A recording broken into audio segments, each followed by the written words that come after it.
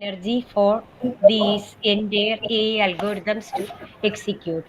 So, for example, for a simple AI algorithm has n number of convolution layers, some fully connected layers.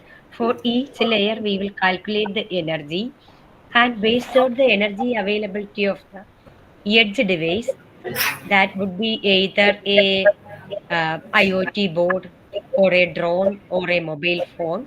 Depending on the energy, we will split. He will decide where to split. If the edge device has more energy, he will say, okay, let more operations done on the edge. But if it has very limited energy, we will decide, okay, only last two fully connected layers can be done on the edge devices. So it depends on the energy of the edge device basically.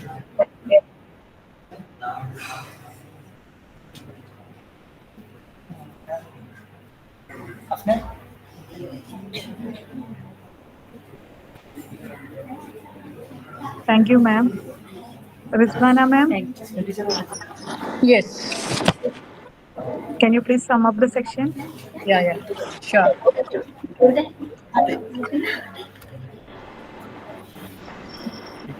Thank you so much, Dr. Lizzie Abraham, for the insightful presentation on artificial intelligence and machine learning. To wrap up, we have seen how artificial intelligence and machine learning are not just buzzwords, but powerful tools transforming the way we address real life problems. Dr. Lizzie Abraham's lab has brought these technologies to life with remarkable solutions. From the futuristic world of driverless cars to protecting crops like potatoes from disease and even to creating AI generated art signed with formulas instead of names, the possibilities seem limitless. Their work on collaborative robots or cobots shows how machines and humans can work hand in hand, recognizing and verifying gestures to improve efficiency and safety. Compressed AI models for biomass estimation highlight the importance of sustainable solutions, while split computing paves the way for smarter and more efficient devices. The gesture recognition demo was a vivid reminder of how AI connects the physical and digital worlds seamlessly. These innovations are not just theoretical, they are practical solutions shaping industries and making our world smarter and more efficient. Thank you, Dr. Lizzie Abraham, for illustrating how AI and ML continue to solve real world problems and push the boundaries of what's possible. Let's keep imagining and building a brighter future with AI. Thank you all for being part of this exciting discussion. Thank you. Thank you, Thank you Rizwana, all. ma'am. Now I invite Sharanya, ma'am, to uh, give the vote of thanks. Good afternoon, everyone. It is my privilege to deliver the vote of thanks for this international conference, Insight.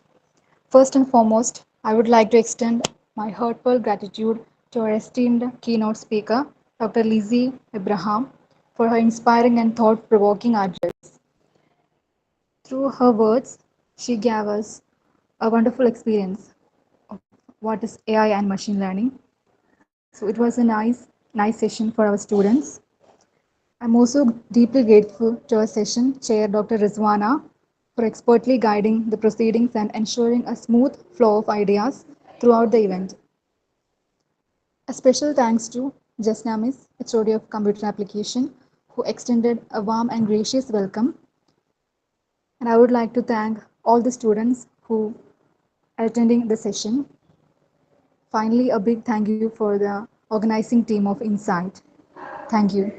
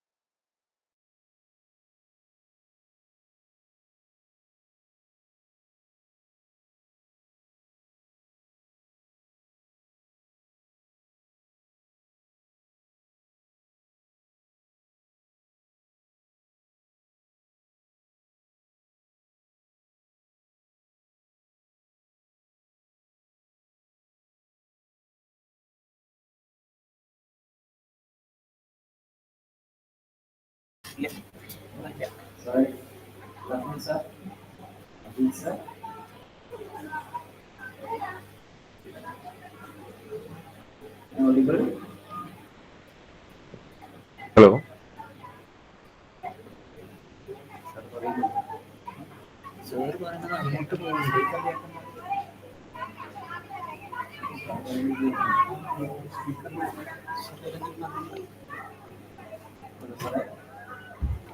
Hello.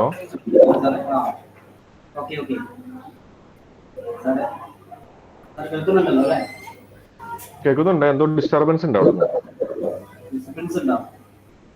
ആ, അവിടുന്ന് എന്തോ വേറെ background noise ഭയങ്കരമായിട്ടുണ്ട്. ഇപ്പൊ ഓക്കെയാണ്.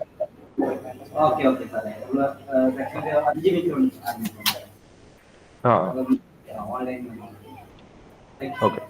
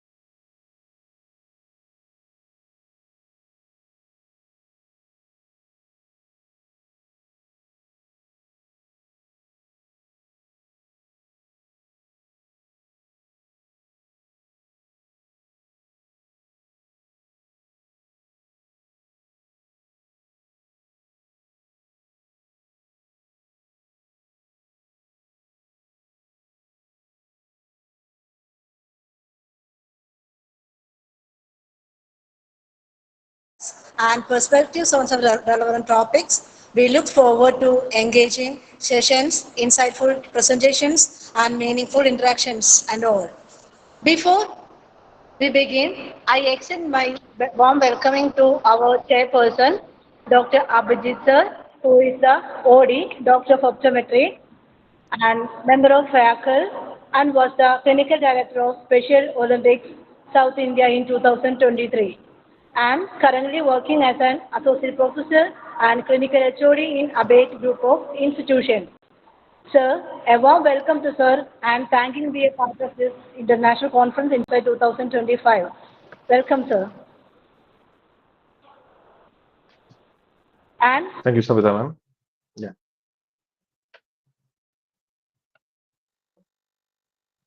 Hello. I think there is some technical issue with Sabita ma'am's phone.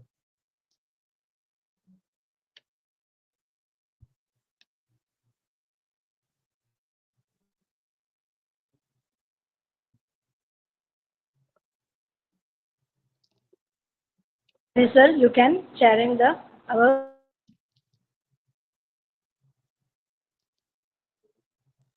Hello, ma'am. Your voice is breaking.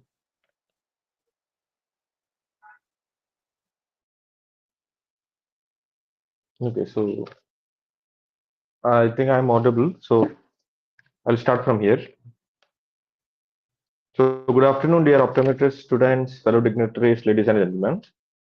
First of all, I would like to thank Sabita ma'am and MES College Volunteering for inviting me as the chairperson of optometry at the Insight 2025 International Conference.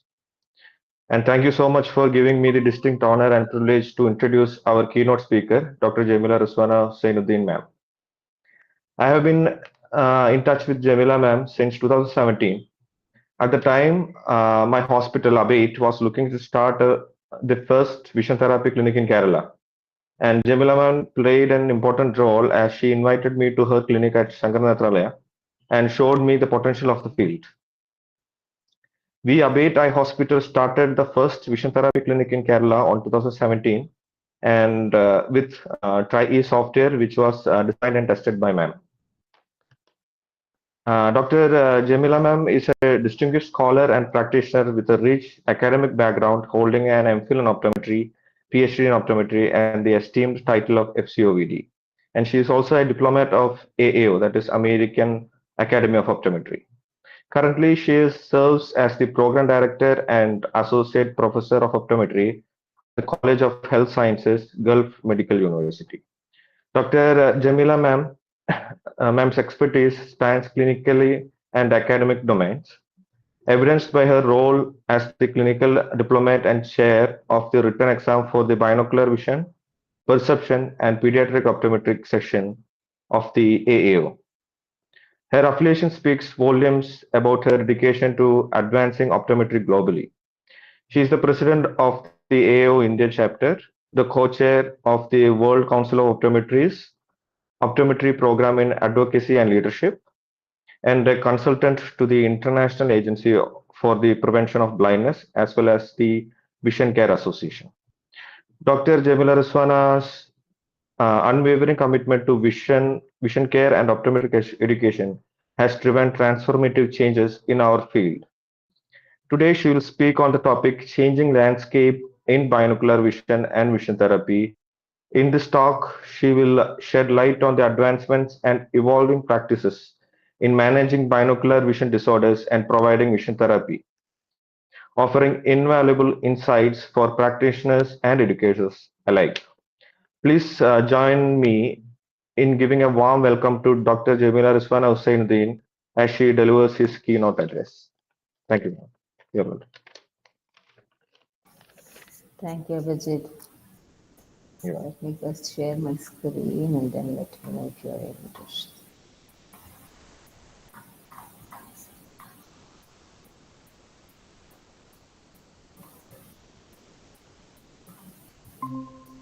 You can see my screen, right? Do you see my screen? Yes, we can. Okay, and can you hear me well? Am I audible? Yes, perfectly audible. Okay, thank you.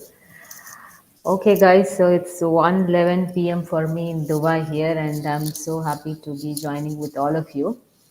I'm sure that most of you are just starting your binocular vision or vision therapy practice, or maybe in your third year, final year, thinking about what do I do after optometry? So I'm sure that you are in one of these timelines.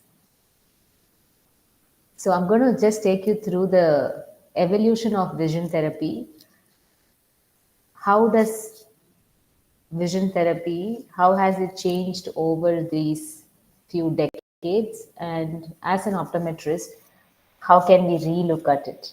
I mean, Dr. Abhijit did speak about his experience observing with me back in Shankar Nitralaya, Chennai, and also the use of softwares in treating binocular vision conditions, right? I do not have any financial disclosures and I'm already being introduced. So, my first acknowledgement to the entire team of MES, Keveeyam, and Ms. Sabita for coordinating this and for putting this together. And congratulations to the entire team of Insight 2025 for organizing such an integrated event, bringing science, technology, literature, and business. So, you can listen to my whole presentation as if I'm just telling you a story, okay? So if you really look at it like, oh, she's going to speak on binocular vision, then I mean, you're going to be like yawning and sleeping. And I'm sure that all of you had lunch. So just watch this as a story of, especially because all of you are optometrists here, or at least connected with eye care and vision science in some way or the other.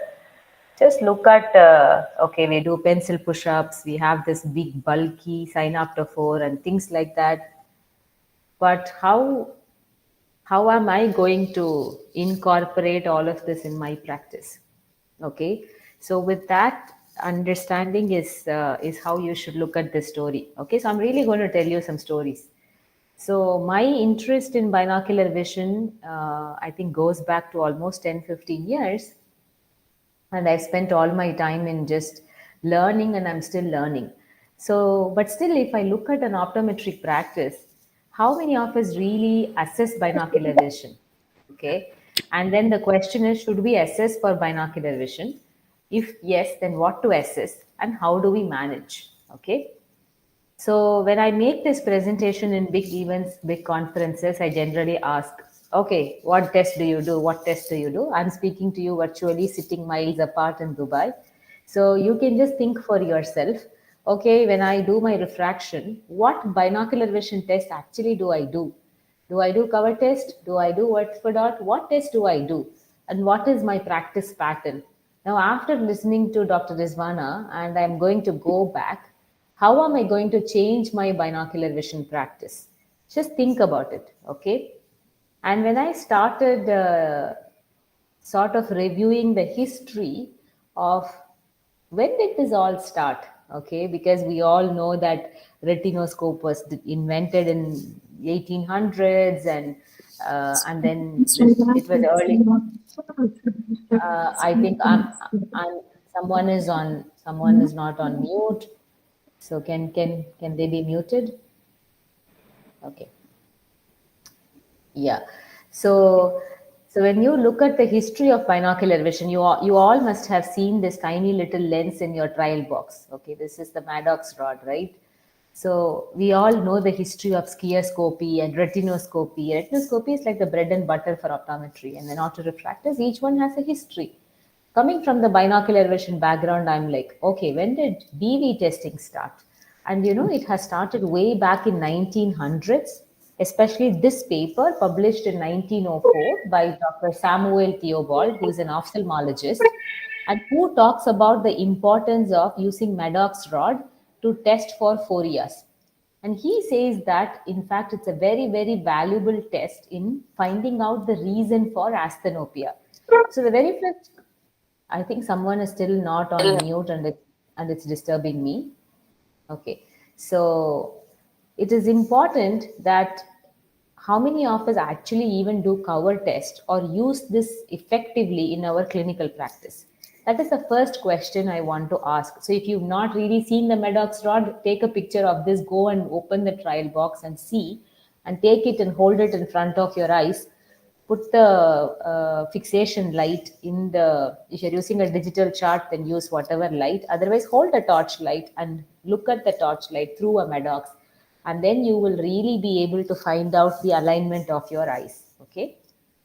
And then further investigations that I did also then showed the use of Worth4 dot test and synaptophore. Okay, especially in 1900s, 1933, a paper by an ophthalmologist and an orthoptist talk about three tests. Okay, Worth4 dot test, Medox rod, and synaptophore.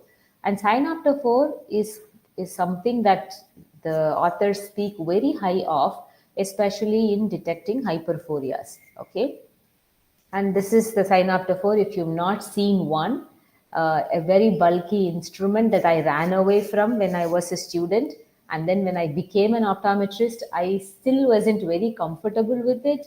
And then later, when I started deep diving into binocular vision, I fell in love with the synaptophore. Okay, so this is really a very, very beautiful instrument that can give so much of an information about the alignment of the eye, the suppression, and so many other things. Okay. So yes, we did speak about binocular vision as such, but when it comes to vision therapy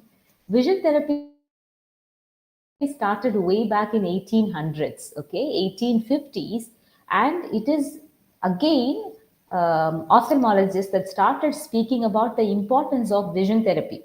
And in fact, they spoke about the importance of vision therapy for strabismus. Okay, nowadays we are talking about convergence insufficiency and vision therapy, and then we want to work along with the ophthalmologist and we want them to refer patients to us for vision therapy. But vision therapy was very much advocated by ophthalmologists in the 1800s for strabismus. And in fact, if you look at the quote by Worth, who's no one else other than Dr. Worth in the Worth4 dot test, he speaks about the power of vision therapy in increasing the dynamics of convergence. Okay, and he also says that vision therapy improves the overall ability of the nervous apparatus. Okay, and of course you can keep quoting papers after papers, but definitely there is a lot of evidence to vision therapy in terms of how it can play a significant role in improving the alignment of the eyes, especially with respect to teaching the patient how to fuse and how to converge and how to hold fusion and all of that before even strabismus surgery.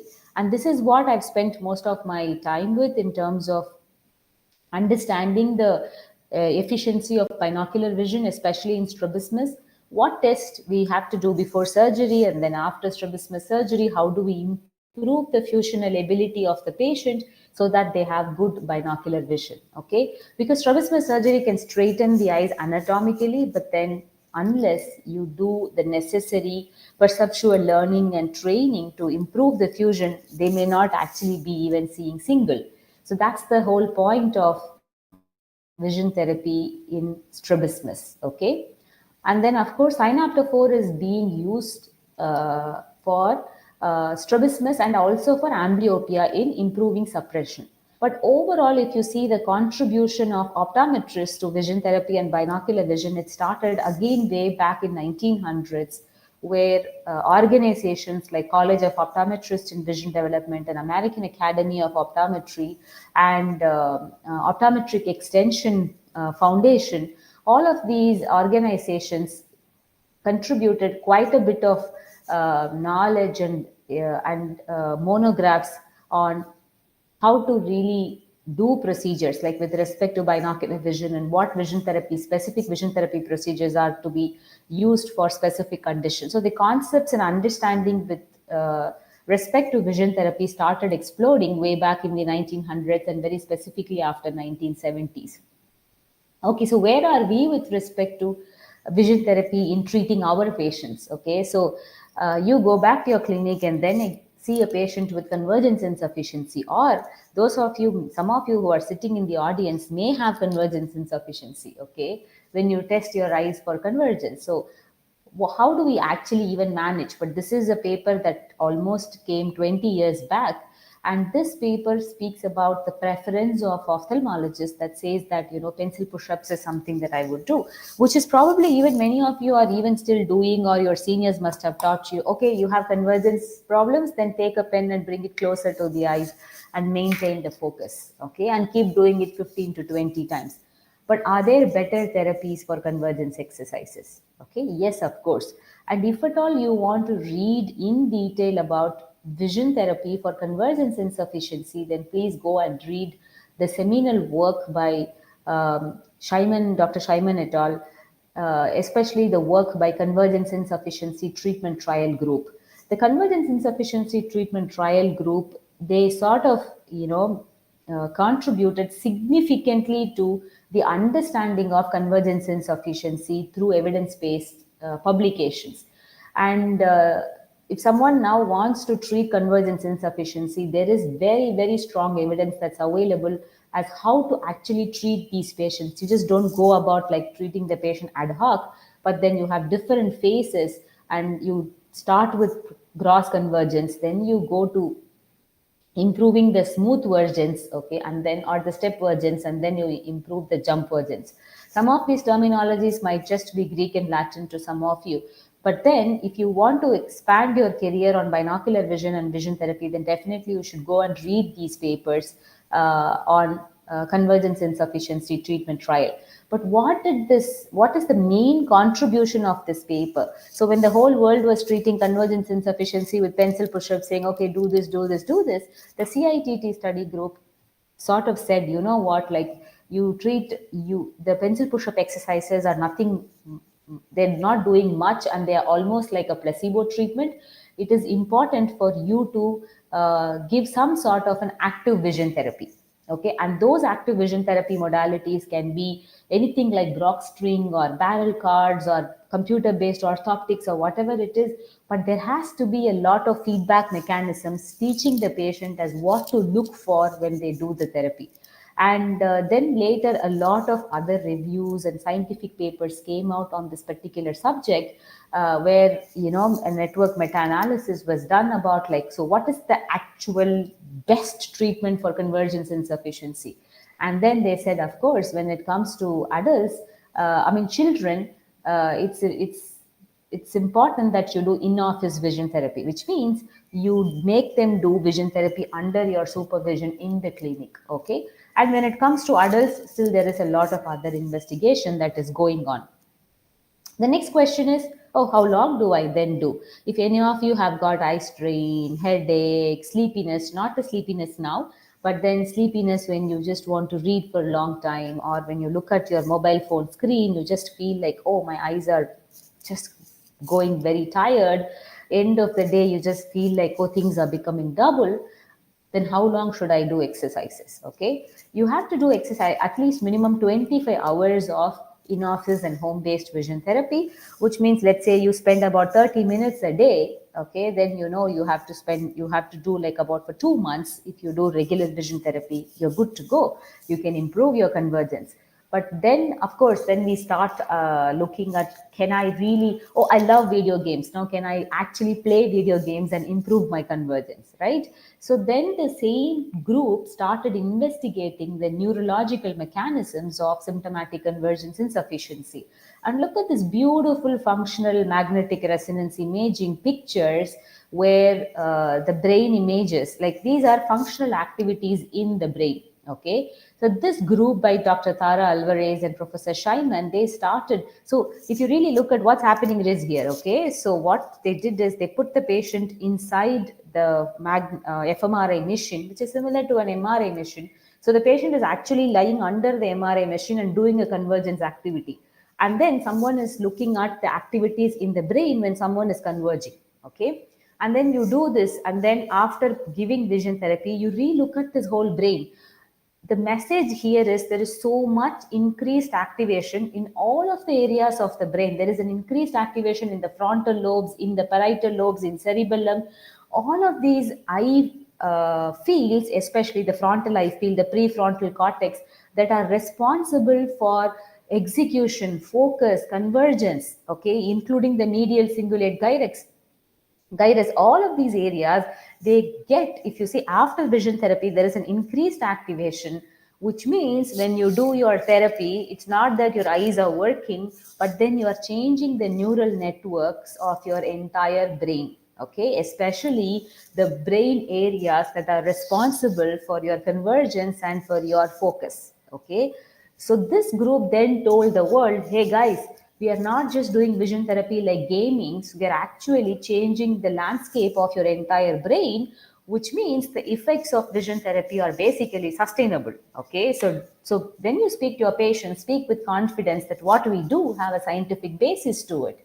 And then so there is always this thing going on between optometrist and ophthalmologist. So ophthalmologist is like, oh no, vision therapy, and optometrist like vision therapy. So then there is this evidence that came from the American Academy of Ophthalmology, and finally they agreed to the fact that, office based or in office based vision therapy does improve convergence in children with symptomatic convergence insufficiency. Hooray! Okay, now that we are all on the same page, the next question is, okay, how many people actually have this issue?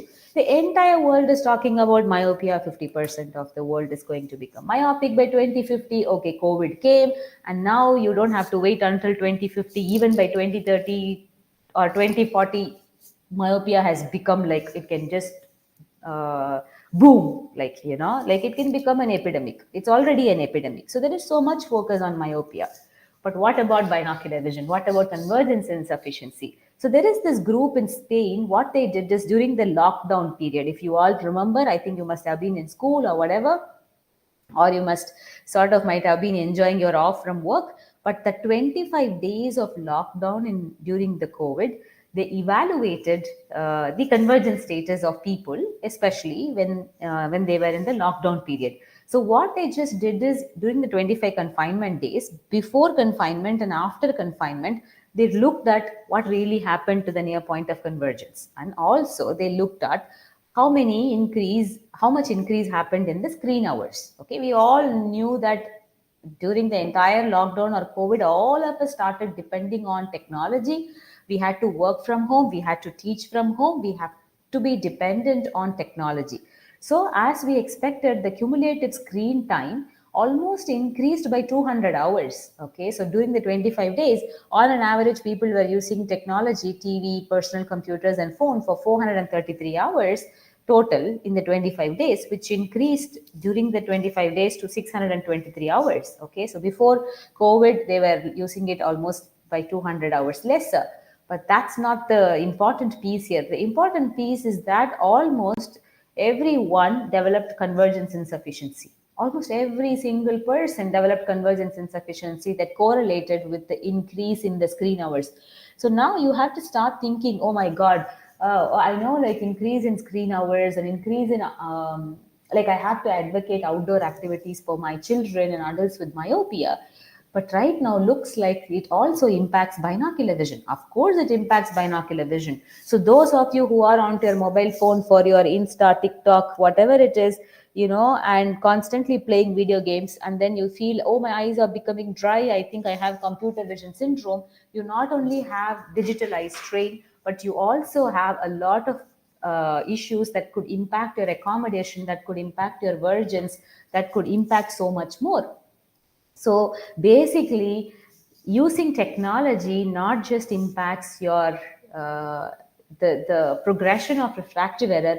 It not just impacts the ocular surface or dryness of eyes, but it very much it impacts ocular accommodation. Okay, so which means now that all of us use devices, is there anybody that says, you know what, like, I'm living such a lifestyle where I don't touch my screen? Or no, all of us use devices, which means in your regular optometry evaluation, when you see a patient, or when you're going to evaluate your friend sitting next to you, you're not only going to check for refraction, but you have to check their accommodation, you have to check their convergence, you have to check their tear film status, you have to check the dryness of the eyes. Okay, so basically, when we are evaluating patients for their digital eye strain, it's important that we look at if they have convergence insufficiency or accommodative dysfunctions, apart from doing your regular optometry evaluation. So binocular vision is really, really important.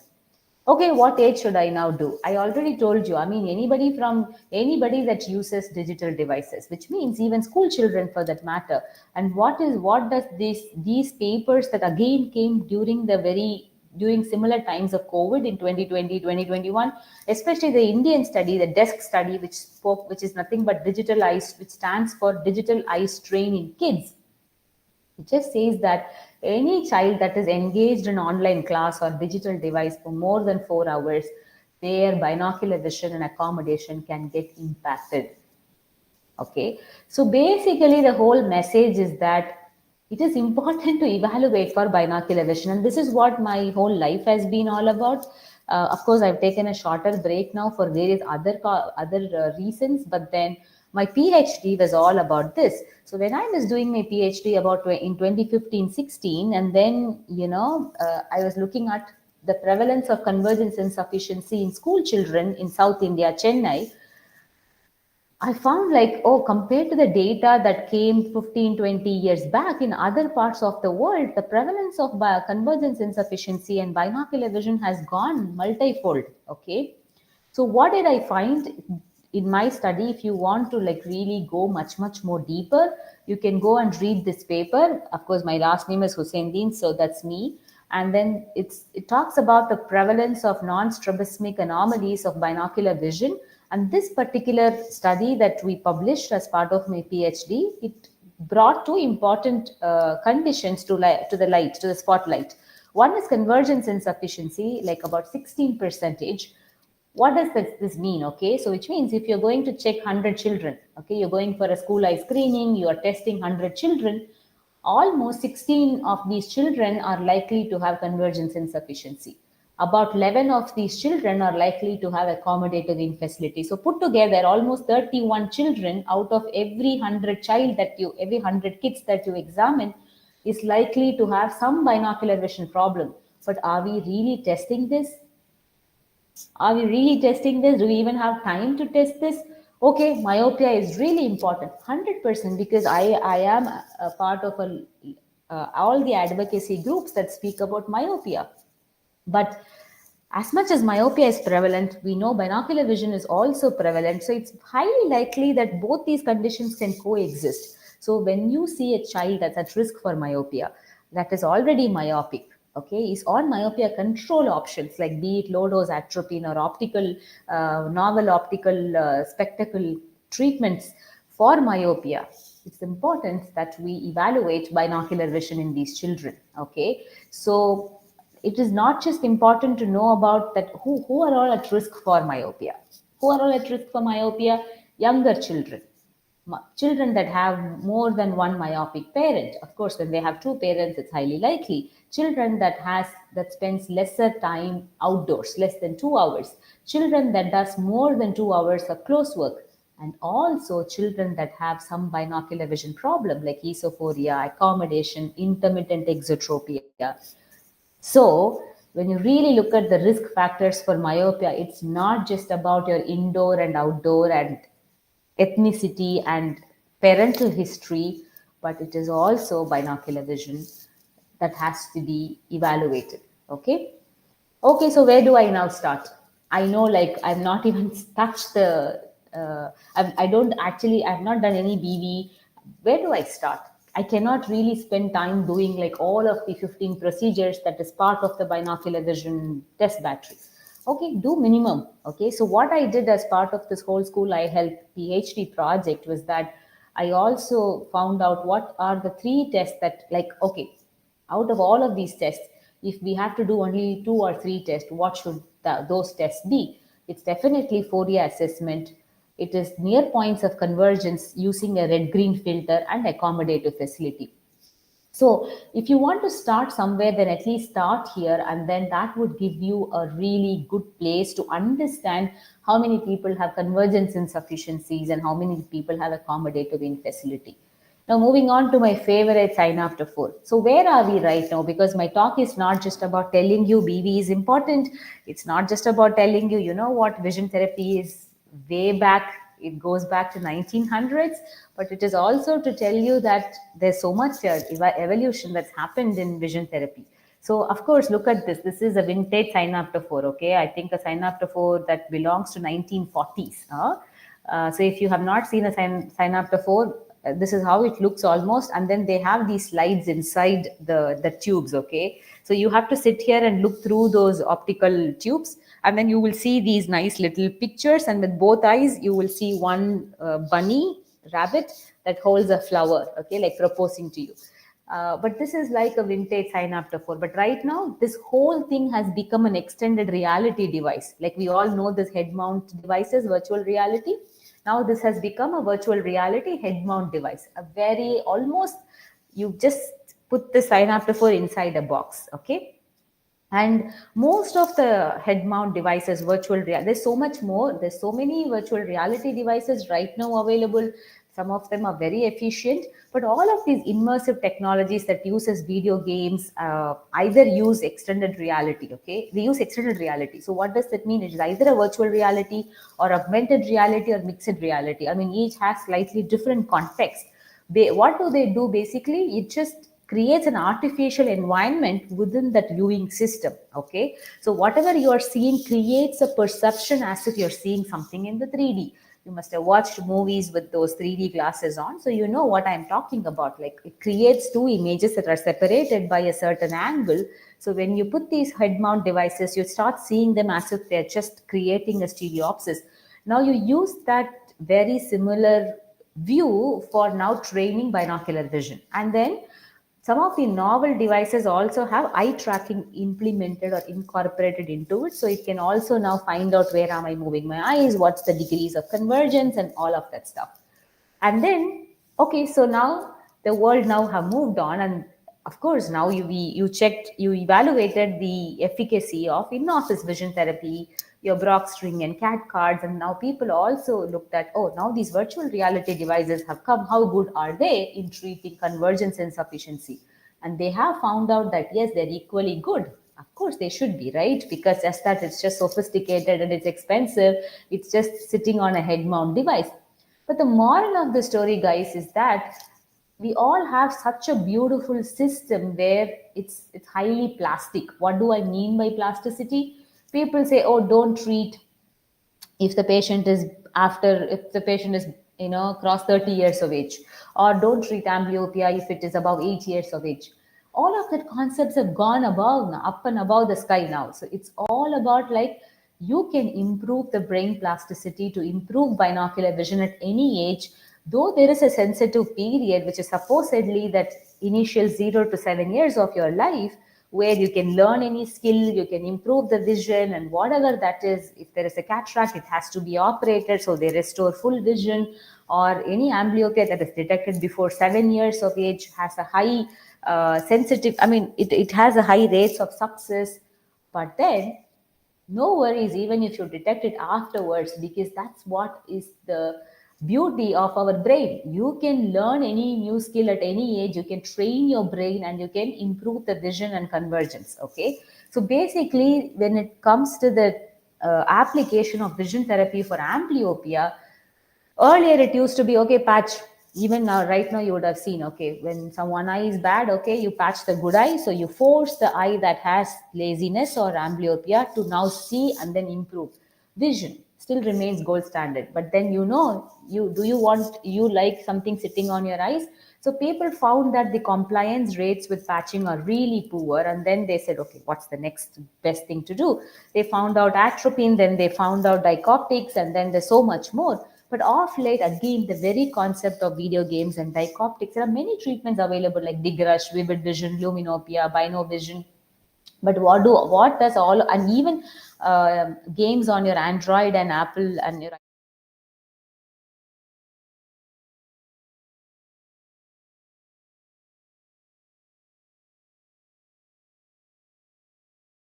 images to both eyes. But for example, you present a vertical line to this eye and a horizontal line to this eye. Now with both eye open, I have to see a plus. It's as simple as that. That's what is dioptics all about. But now I vary the contrast and the luminance of these images in such a way that I make the amblyopic eye work.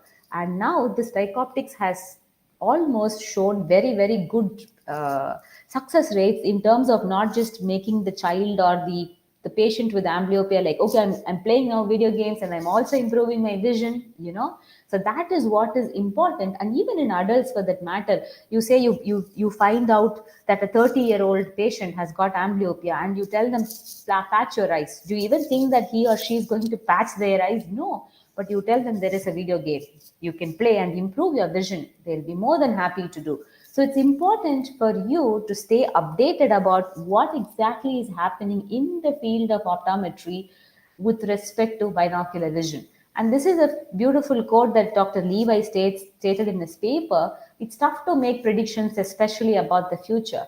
To me, I would take this with a pinch of salt. It's easy to make predictions about the future, provided you are very much updated about everything that happens in the present moment. Because if you really see what's happened, it's almost like a reinvention of the entire thing. Like we've gone one full circle, and we started with Synaptophore, and now we are almost with the same Synaptophore, but that's been put inside a head mount device. But the concepts remain the same. But then as we move forward, it's very important for any of these devices that uses extended reality to probably dive more deeper into, okay, now when I see an environment in the virtual world, it's not the same as what I see in the physical world.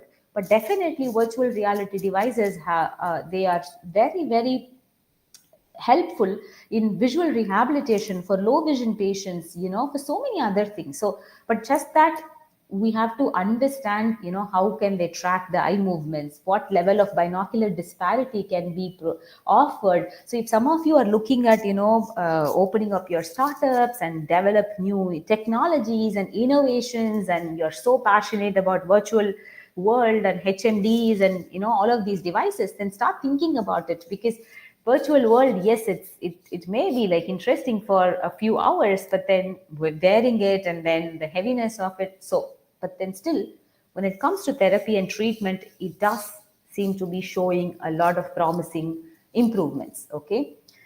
Oh, now that I've spoken to you about the innovations and inventions, there is something that is still so important, and that's what is refraction. Okay, so I never sort of finish my talk without touching the basics of what we should not forget. I mean, sometimes go too far up above, like, and then we forget that we have to come back to the ground reality of which is nothing but this planet Earth. Okay, so hundreds and thousands of advancements can happen. Okay, and there is this beautiful quote by Miller and Rubin in their book The Fine Arts of Prescribing Glasses Without Making a Spectacle of Yourself. So if you have this book in your library and you open this book, you'll find this quote. By now you all know it's a fact, there are machines that can refract, even autorefractors. There are these very novel, sophisticated open field devices, then devices that can dynamically measure accommodation, and there are devices that can measure refraction and aberrations. Then there are devices that can measure real time, even prescriptions for that matter. Okay, so in a sense, when I say prescriptions, you can do refraction within the autorefractor, right? You can even check acceptance, subjective acceptance. So that is progress and it must be faced, but you will never be replaced. There are some things machines won't do. Complaints still come back to you. So the patient is not going to go blame the machine. The patient is going to come and sit and talk to you about their problem. So what is your role in this entire evolving landscape of whatever that we spoke about? The world will advance, but you have to learn the art of optometry right from its basics. So it all starts with understanding that we as optometrists are the frontliners in providing eye and vision care to our patients. And then it's important and imperative for all of us to equip ourselves in assessing the eye and the visual system of our patients in comprehensive ways. And that comprehensive assessment does include binocular vision. But before we go to binocular vision, it all starts with providing them with accurate refractive correction. Okay, so how many of you can just pat yourself on the shoulders and say, I am really confident in doing refraction? If you're not, just go and get that done, and you will definitely be super confident with everything else if you learn to do that properly. So if you learn to do refraction properly, some of the key binocular vision problems, let's say even like accommodative spasms, okay, where you see a patient that comes and accepts more myopia. For example, look at this case that's published by Dr. Nandini, I mean, my teacher and my colleague and one of my inspirations. So she speaks about like this 14-year-old male child that came and that showed 2200 vision, okay, almost 660, and very high myopic refractive error. Okay, look at this. The patient in the retinoscopy, the patient had almost -7. Okay, can you imagine if you do this and you are like, okay, I'll prescribe -7, but after cycloplegic they found +1. Oh my God! So something is going on. This is what is called a spasm of accommodation. So accommodation is acting excessively. Another patient before cycloplegia -8, after putting cycloplegia +0.75. So these are cases of accommodative spasms where you can do what is called a Borish delay test. Okay, so in Borish delay test, what you do optical fogging. So go and read this paper. Okay, go and read this paper step by step about how to do optical fogging. Why am I even speaking about it right now when I'm speaking about the evolution of vision therapy? Because if you just don't pick up these cases, you just do retinoscopy, autorefractor, and you prescribe, you may miss all of these cases. So instead of actually you thinking that you have given them glasses, you've actually harmed that person, okay? Because you're not supposed to be prescribing glasses to these children or adults. So it is important for you to understand that, okay, what are the signs of accommodative spasm? All of a sudden they come and then vision is blurred. And then you do your retinoscopy, you find a higher range of myopia. You see that the reflex is so varying. You find that from -1, all of a sudden the child has jumped to -5 or -4. Okay, think about this condition called spasm of accommodation, where whatever you see is actually not true myopia, but it could be pseudomyopia or false myopia. So without cycloplegic refraction, there is no way that you can take a call. And it's important that you learn about the procedure of fogging and optical fogging. Okay. So where do we basically start? You, whenever your patient enters into your clinic, or you just welcome them, first get the symptoms right, sit with them, talk to them. Don't just like, okay, put the trial frame on, check vision, tuck tuck tuck tuck. No. Okay, why are you in here with me today? What are your eyes, what are your visual symptoms, how can I help? Understand everything. When they say eye strain, headache, double vision, fluctuating vision, you know something is going on with binocular vision. That's where it starts. Okay, then do a proper refraction, then do your near points of convergence, do your foria measurement. Now go back to the first slide I showed, Maddox rod. Go to the trial frame, take the Maddox and check your own foria, near points of accommodation. Then learn about optical fogging, procedures like Borish delay testing, dynamic retinoscopy. Learn about the importance of cycloplegic refraction and where is it applicable and how do I prescribe glasses accurately. Okay. Then understand that vision therapy is really, really efficient, and there is something like, if you learn it properly, you can become one of the superstars in optometry by becoming an expert in binocular vision and vision therapy. And if you want to read more about binocular vision, this is what I would recommend. My mentor, this is the textbook for binocular vision, clinical management of BV. So you can buy these books. If it's in your library, read this book. This is the Bible for binocular vision, or the Quran, or the Bhagavad Gita. Okay. And then I also wrote a book along with Professor Mitchell Scheiman, and I titled the book Keep It Single and Simple, Binocular Vision Testing and Treatment Made Easy, because everybody thinks, oh, BV is too complicated. So just I wanted to break that notion of, oh, like, no, it's not, break that myth. So I wrote this book. So if any of you would like to have access to this book, feel free to email me. Of course, you have to pay for the book, but then there are both hard copies and e-versions available, and then you can reach out through your teachers or faculty members. And all I'm here trying to tell you is that if at all you've been thinking, oh, BV is really hard, then no, it is not. If you start doing it in very, very small ways, you will fall in love with it. And what you need is just to take that little baby step. And I hope that some of you here that is like, okay, now I think I should go do BV. You go get your BV tested first, okay? And then you will know what I'm speaking about.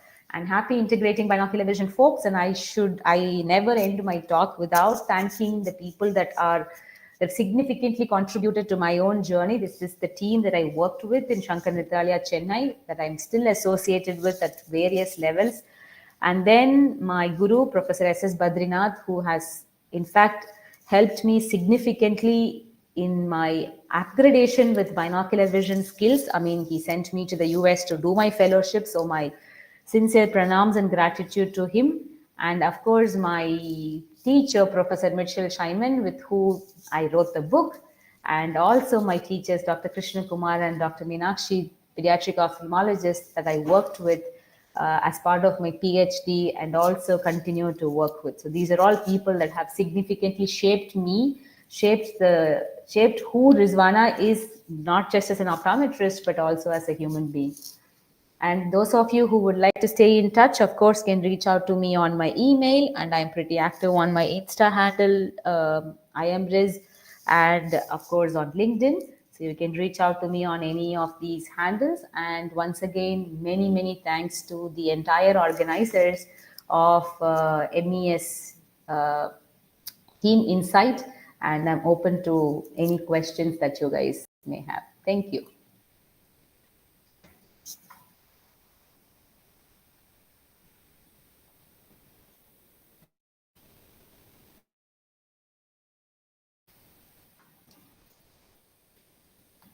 Okay, happy to see that nobody has slept, I guess, because when I was presenting, I was not able to see most of you.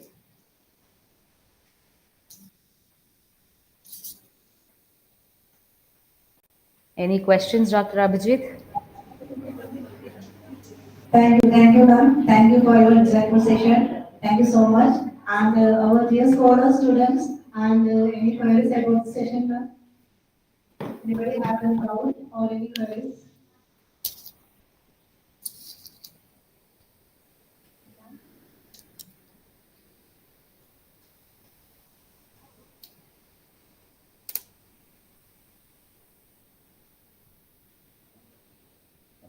No doubt. It's an interactive session, sir. This, sir, you can, sir. We can conclude with the session outcome, and after that, our the comment will give a vote of thanks for you.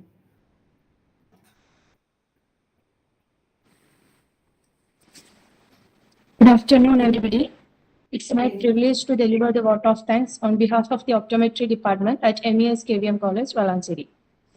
First and foremost, I would like to extend our grateful gratitude to our esteemed keynote speaker, Dr. Jamil Riswana, for sharing her valuable insight with us today. Thank you, ma'am. And a special thanks to our session chair, Dr. Abhijit, for guiding today's session so effectively and ensuring their smooth running of the session. And next, I would like to express thanks to our dear HOD, Sabida ma'am, and my dear colleagues. And lastly, I would like to thank all the participants of this session. Thank you once again for all of you. Thank you, ma'am. Thank you so much. Thank you, ma'am. Thank you for your presence. Thank you, guys. Enjoy your day. Bye.